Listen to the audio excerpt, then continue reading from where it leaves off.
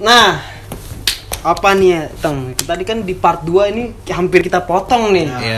Nah, lanjutnya kita di part ketiga nih. Penasaran nih, pemirsa juga penasaran nih.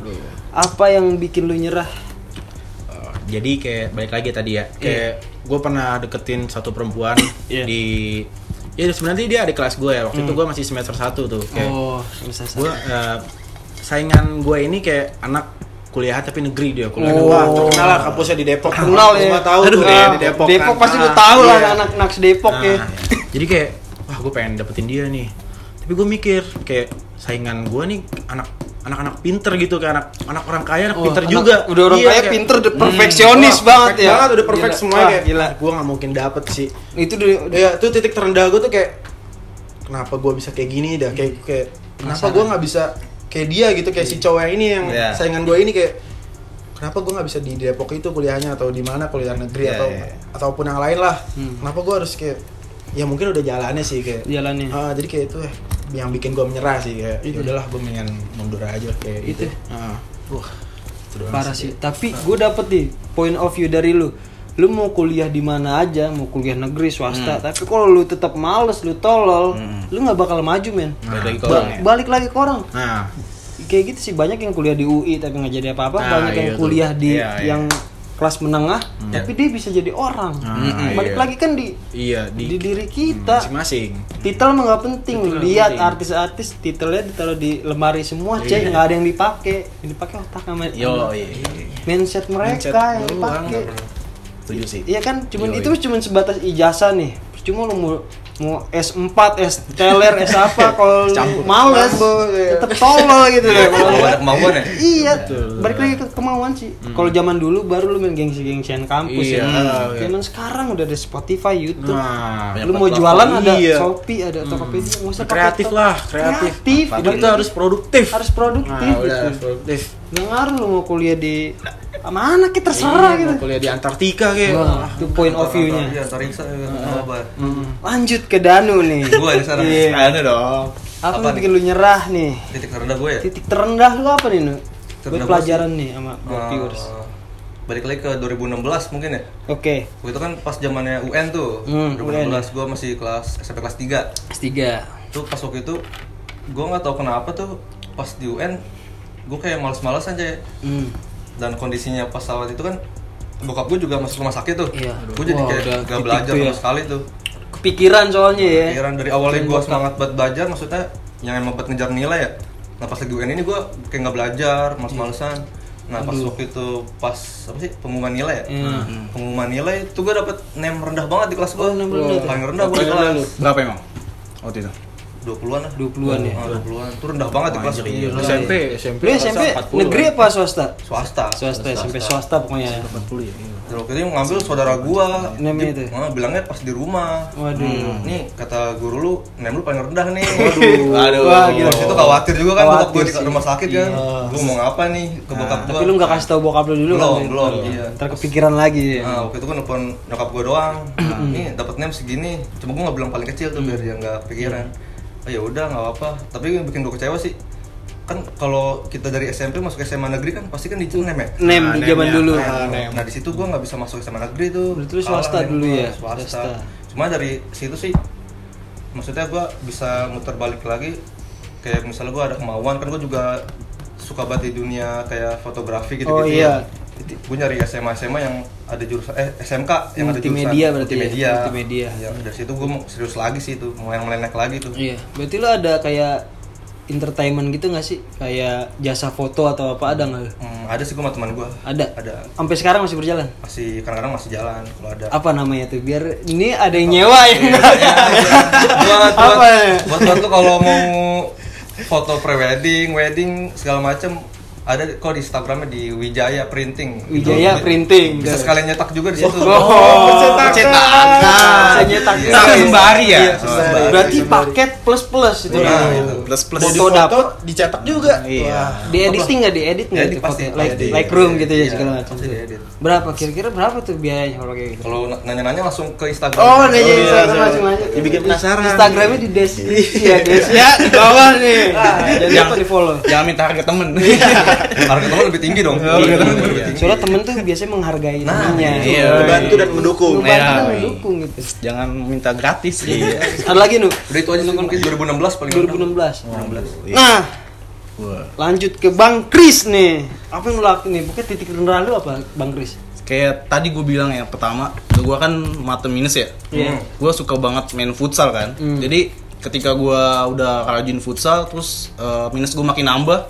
Gue ada di mana kayak anjir, gue megang bola aja udah kagak bisa ngeliat. Kayak gue cita-cita gue sebenarnya waktu itu mau bener-bener kayak bisa nih gue main futsal, bisa nih main futsal. Terus cita-cita pas ngeliat temen yang udah skillnya udah gila-gilaan, sedangkan gue masih terputat kayak minus gue susah banget buat gue kalahin gitu. Itu sih yang bikin gue anjir, ini gue kayak nyerah aja gue udah kayak titik insecure lu di situ berarti ya. Iya, pas gue SMA kelas 3 gue kayak udah lah ya stop aja main futsal. Tapi gue suka banget main futsal masalahnya kayak tapi gue misalnya di passing bola nih ya, kayak bener-bener bola tuh kayak ada 3 anjir kayak lepas ya gitu. habis berarti ya. Bola kok biji itu. Kayak tiba-tiba lepas. Kayak main berarti ya. Kayak pemain Liga Indonesia sih. Ini bukan ngaco olahraga. Iya. Nanti kayak gitu makanya enggak akhirnya kan makanya gue bikin nggak bisa main futsal, makanya gue mendingan ngomongin futsal atau ngomongin olahraga lain aja. Mendingan ngomongin daripada main. Komentator ya. Review saran karena udah kritik dan saran ya. Kayak karena udah sadar diri gitu ya. Udah enggak ada di situ udah enggak ada kemampuan yang gitu lagi. Tapi lu ada keyakinan gitu nggak? Gua bisa nih gitu. Untuk apa? Untuk main futsal gua harus rutin makan sayur atau apa. Sebenarnya kemarin lu minum vitamin apa kan gitu kan. Iya. Jadi semua penyakit sebenarnya ada solusinya, tergantung di kitanya nih mau apa enggak nih sebenarnya nih. Sebenarnya kemarin udah ngomong ya, ini tempat kacamata dibilang ini sebenarnya udah nggak bisa kayak lu mau makan sayur apa udah nggak bisa. Berarti lu harus di laser ya? Iya. Sebenarnya laser nggak tahu kan Lasik. Sebenarnya udah nggak bisa, ini solusinya emang di lasik itu. Nah kan tapi kan mahal banget ya, berapa puluh juta ya. Tadi udah apain lasik diapain?